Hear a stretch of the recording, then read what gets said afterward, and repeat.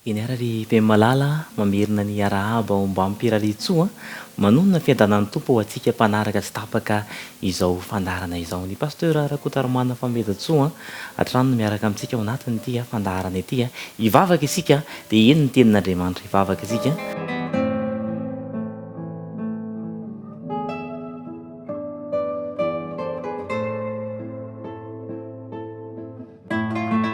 Andriamanitra rainay any an-danitra misaotra faninenao izao fotoana manokana izao, izay fotoana manokana izay ahafahana indray hiaino ny teninao, mangataka Tompo mba hitehirizanao ary ny teninao izay horenesinay eto mba hitoetra ao am-ponay ka mba hahasoanay izany hitondra fitahiana ho anay tsirairay avy, amin'ny anaran'i Jesosy nangatana mivavaka, amen.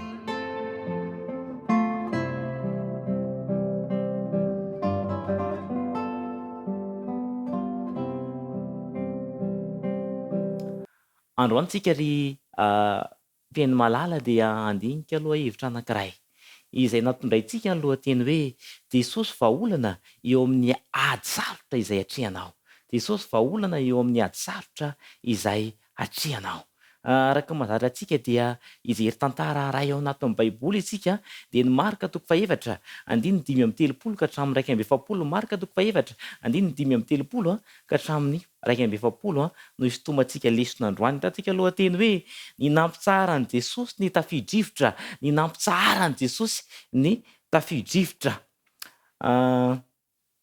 Andeha jerevantsika izany tantara izany. Eo amin'ny 5:30 dia ahitantsika an'izao vaky-teny izao hoe ary andro tsy izay ihany rehefa hariva ny andro dia hoy izy taminy andehantsika ho ena-pita amin'ny farihy. Eto izany dia niresaka tamin'ny mpianatra Jesosy niteny tamin'ireo mpiara-miasa aminy izy, ireo namana izy, ireo mpianatra hoe o zalahy andaontsika mba andeha ho ena-pita amin'ny farihy.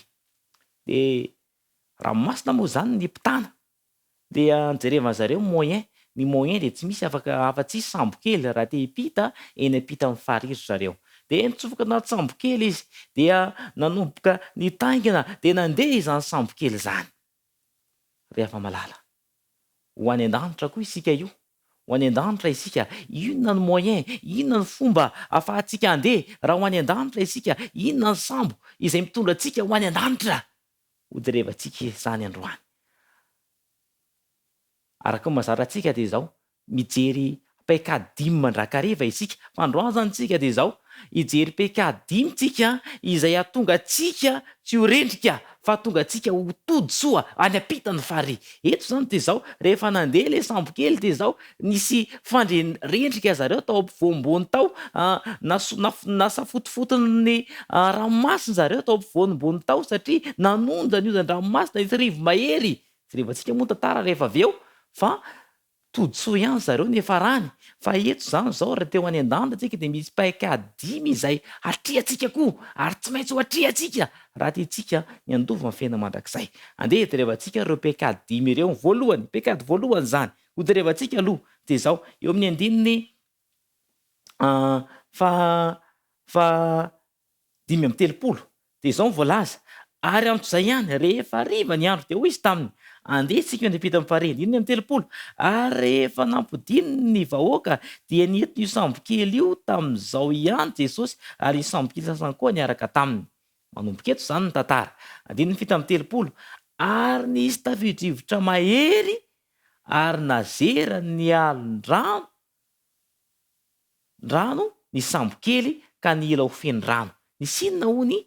Ary nisy tafio-drivotra mahery. Andeha ho eny-ampita ry zareo dia inona ny zavatra nitranga? Nisy tafio-drivotra mahery. Rehefa malala raha andeha ho any an-danitra isika tsaroa fa tsy maintsy misy inona ihany koa, misy tafio-drivotra mahery izay manembatsembana antsika eny amin'ny lalana izay hahatongavantsika ho any an-danitra.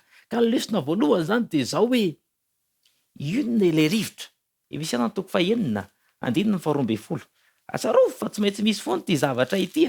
Efesiana 4:9 Efesiana 4:9 dia ny andininy 12. Dia izao ny voalaza fa itsika tsy mitolona amin'ny nofo-aman-draha fa amin'ny fanapahana sy ny fanjakana sy amin'ny fanapahana izao famasinina izao dia ny fanahy ratsy eny amin'ny rivotra. Voalaza amin'ny baiboly zany fa izao tsy mitolona amin'ny nofo aman-dratsika fa raha ho any an-danitra isika dia misy ilay fanahy ratsy eny amin'ny rivotra. Dia itsy dia izany fa iza i Satana no mitolona ao antsika, mitolona amintsika raha andeha ho any an-danitra isika. Lesona voalohany zany dia izao hoe mivonona ny amin'izany, mivonona fa tsy maintsy misy izany rivotra izany, tsy maintsy misy Satana izay manembatsembana antsika, manakana antsika tsy ho todi-soa any amin'ny fiainana mandrakizay. Mahafinaritra zany dia izao ampiomana ny baiboly isika fa tsy maintsy misy izany. Rehefa mandeha sambo ny mpianatra dia izao tsy maintsy mino izy fa izao mety misy zavatra izay hitranga eny ambonin'ny ranomasina dia miomana ry zareo, miomana ny amin'izany izy. Ary raha ho any an-danitra dia izao mila miomana antsika fa tsy maintsy eo Satana izay nembatsembana ny dia tsindanantsika ho any amin'ny fiainana mandrakizay. Lesona faharoa dia izao andininy vita amin'ny telopolo amin'ilay maraka toko fa efatra, maraka toko fa efatra andininy fito amin'ny telopolo dia izao tapany faharoa. Dia ozy izy hoe ka ny ila ho feno rano ny sambo kely, ny ila ho feno rano. Zany hoe tafiditry ny rano zany ny lakana teto. Raha manala rano le zinga zareo anatin'ilay rano satria zareo efa zatra dia efa mitondra fitaovana analana an'ilay rano izay tafiditra anatin'ny sambo kely. Raha manala rano ray zinga izy azo antoka fa mety ray siona miditra tamin'izany fotoana izany. Dia izao tsy voavany olana, tsy voavany olana satria inona ny zava-nisy. Rehefantsika ny toenatara rehefa avy eo fa izao eo amin'ny fiainantsika raha te ho toditsoena-pita amin'ny farihy isika dia izao misy zavatra izay tsy maintsy arahantsika eto mba hahafahan'ilay olana mivaha. Andiny vala amin'ny telopolo. Inona le zavatra olana teto hoe ary Jesosy natory. Naninona hono Jesosy? Jesosy teto dia naninona? Natory Jesosy. Raha te ho napita amin'ny farihy isika dia izao aza vela tory Jesosy. Ny olana zany dia izao natory Jesosy.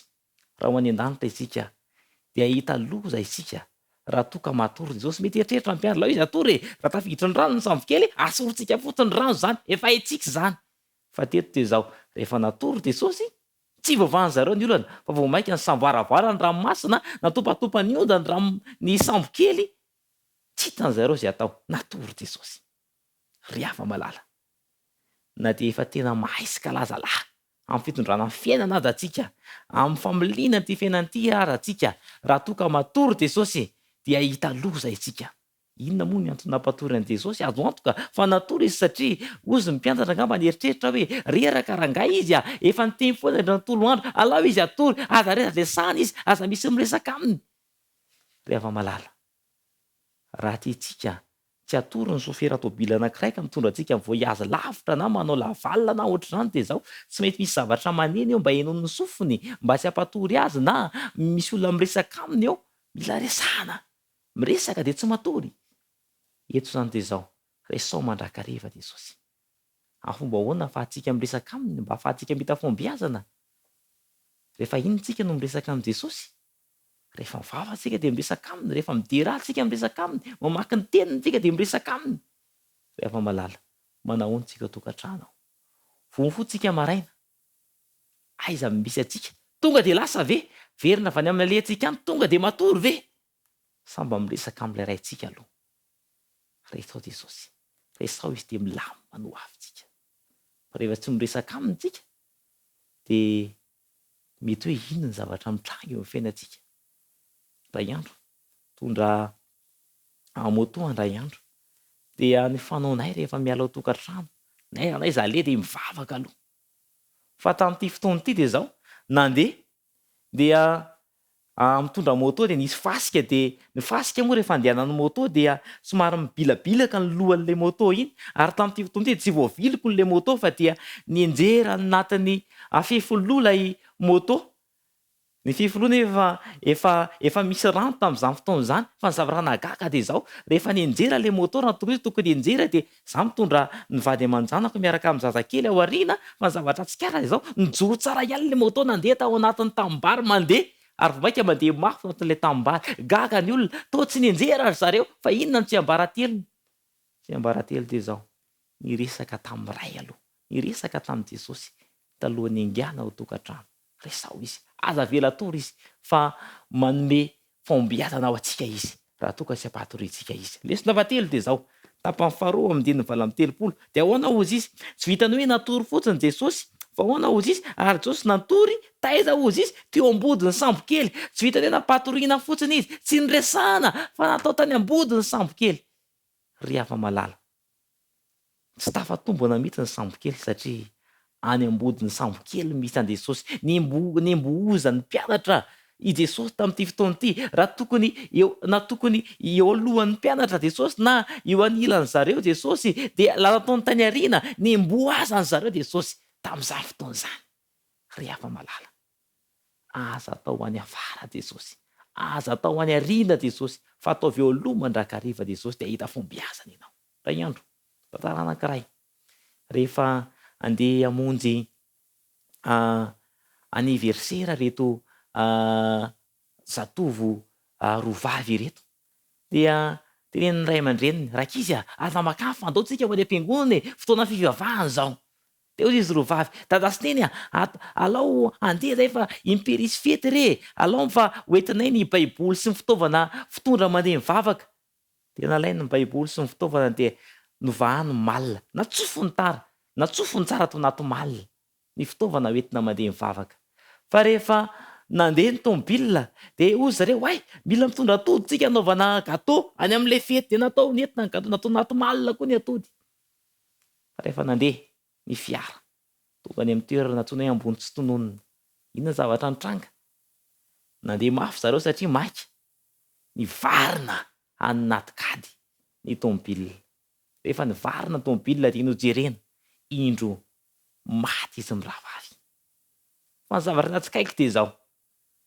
novahana ny malina ny tomobila nojerena ny atody tsy vaky satria inona ny antony asa mety tao ve Jesosy satria tao ny fitaovana fitondra mivavaka tao ny baiboly fa eto dia zao aza tao any ariany Jesosy raha mba nandeha mivavaka zareo azo antoka fa mety tsy maty satria Jesosy tany ariana atao tao anaty malina fa tsy mba natao tany aloha loha laharana tsy mba loha laharana Jesosy de mety zay ny zavatra nitranga ry afa-malala ataovy loha laharana mandrakariva Jesosy laharana fahaefatra lesona fahaefatra de zao tsy vitany hoe napatoriana Jesosy tsy vitany hoe natao tany ariana Jesosy fa inona ny zavatra nitranga eo amin'ny andininy vala amin'ny telopolo tapany fahatelo de ozy izy hoe natory teo ambodiny sambo kely tambony ondana zany hoe tsy vitany hoe patoriana fotsiny fa mbola napetraka teo ambony ondana ihany koa ry afa-malala eto de zao aza atao eo ambony ondana Jesosy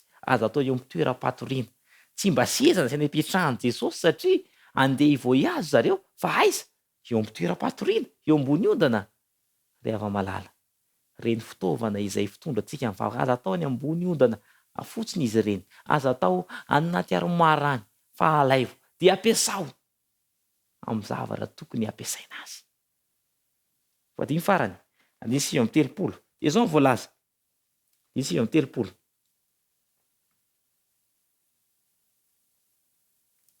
ary ny fo izy de niteny mafy ny rivotra sady nilaza tamin'ny ranomasina hoe mangina mitsahara ary dia nitsahatra ny rivotra ka tony tsara ny andro ry afa-malala rehefa foahintsika Jesosy tsy avelantsika tory izy asorontsika eo ambony ondana Jesosy fa avelantsika hiteny mafy ny rivotra sy ny ranomasina avelantsika hiaraka amintsika de inona ny vokatra afaka mampangina sy mampitsahatra ireny teo zavatra sarotra ireny Jesosy ry afa-malala rehefa notenenin'i Jesosy ny rivotra sy ny ranomasina de naninona ozy izy nitsahatra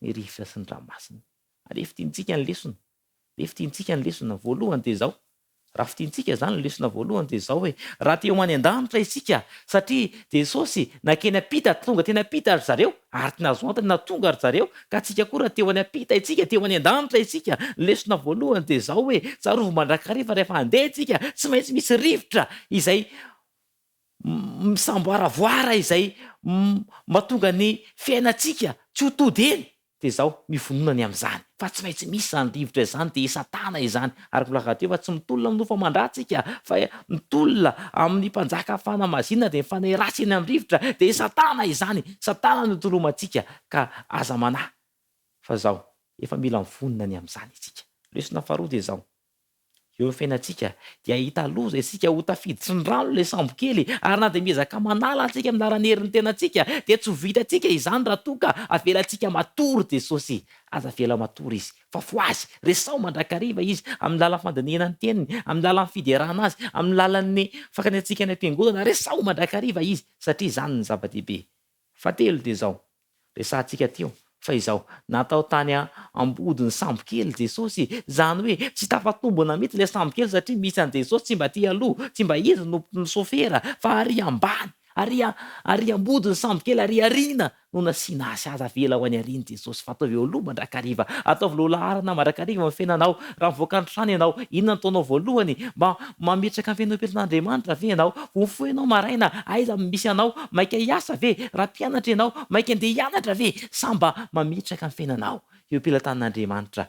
Aza atao any ariany Jesosy fa ataovy lohalarana mandrakariva. Rehefa miverina mody ianao, tonga dia matory ve? Tonga dia misakafo ve dia matory? Sa manao ahoana ianao? Ataovy lohalarana. Jesosy mila lohalarana Jesosy amin'ny lafiny rehetra dia hita fombiasana ianao. Ary ny fahaefatra dia izao, atao eo ambony ondana. Matetika dia apelantsika tsara anaty armoara, anaty toerana izay tokony hisy azy ireny baiboly ireny, tsy ampiasaintsika akory. Ka amin'ny fotoana izay any am-piangonana ihany tsika zay vao misokatra amin'ny baiboly, isan-kerinandro ihany rehefa malala. Aza atao tahaka an'izany izy ireny, fa ampiasao amin'ny fotoana tokony ampiasana azy.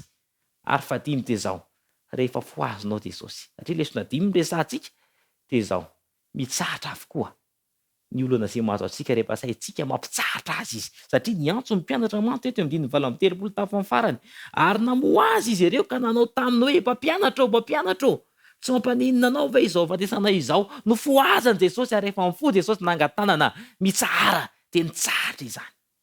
Afaka mampitsahatra ny tafio-drivotra eo amin'ny fiainanao Jesosy, afaka mitsahatra ny ranomasy izay manonjo eo amin'ny fiainanao Jesosy, afaka mampitsahatra io zavatra izay tokony hatsahatra eo amin'ny fiainanao Jesosy.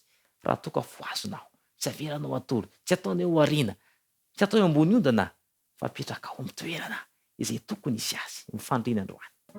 Dia mba hipetraka amin'ny toerana tokony hisy azy Jesosy ao an-tokantranonao, eo amin'ny fiainanao. Ka ninona teo zavatra mitranga eo amin'ny fiainanao, ninona teo zavatra sarotra mitranga eo amin'ny fiainanao, dia mino fa atsara Jesosy izany satria eo amin'ny toerana tokony hisy azy no metrahana ao an' Jesosy hivavaka isika.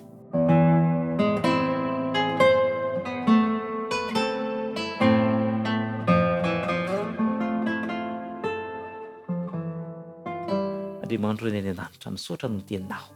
Manily lalina Tompo izay mba hitehirizanao izany teny izany ao anatinay, ka mba tonga izany teny izany ho zava-dehibe eo amin'ny fiainanay. Ka ninona zavatra mitranga eo fiainanay dia hivaha izany, hivaha ny olana rehetra, satria eo amin'ny toerana tokony hisy anao no tokony hisy anao no hipetrahanao, ary ampitsahatra ireny olana rehetra izay mitranga eo amin'ny fiainanay ireny nenao, ka ho voninahitra rano amin'ny fiainanay. Misy mateny Tompo izay fa ho tahinao manokana ireo izay miaina izao fandarana izao, ka fiainany dia mba eo ambany fitarefinanao masina. Amin'ny anaran'i Jesosy tany mivavaka.